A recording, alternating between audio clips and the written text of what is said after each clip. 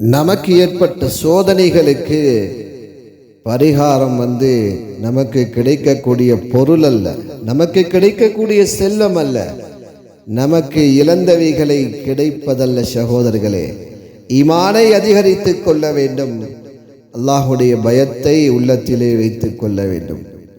அல்லாஹ் உயிரோடு உலகத்திலே வாழ வைத்திருக்கிறானே, அதற்காக வேண்டி நாம் அல்லாஹுக்கு நன்றி செலுத்த வேண்டும். சகோதரர்களே, இதை விட்டுவிட்டு அது கிடைக்க வேண்டும், இது கிடைக்க வேண்டும், அப்படி இருக்க வேண்டும், அப்படி தரவில்லை என்று நாம் சொல்லிக் கொண்டிருப்பது ஆக முட்டாள்தனமாக இருக்கிறது. அதனால் நாம் அல்லாஹ் நம்முடைய சொத்துக்களை அழித்து விட்டான், ஆனால் உயிரோடு வைத்திருக்கிறானே, அதற்கு நாம் அல்லாஹ்வுக்கு நாம் நன்றி செலுத்த வேண்டும். சகோதரர்களே, சோதனைகள் என்பது மனிதனுக்கு வரக்கூடியதான்.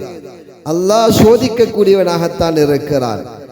அதனால் நமது சோதனைகள் நாம் ஏற்றுக்கொண்டு பொறுமையாக இருந்து அல்லாஹ்வுக்கு நாம் நன்றியுள்ள அடியார்களாக மாற வேண்டும்.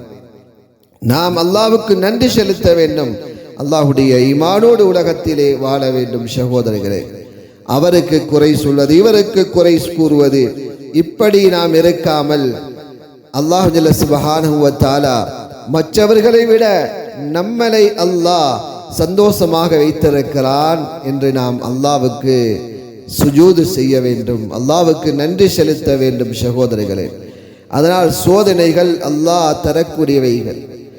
அல்லாஹ் சோதித்து பார்க்கிறான், இன்னும் அடியான் நெருங்குகிறானா என்பதை அல்லாஹ் பார்த்து கொண்டிருக்கிறான்.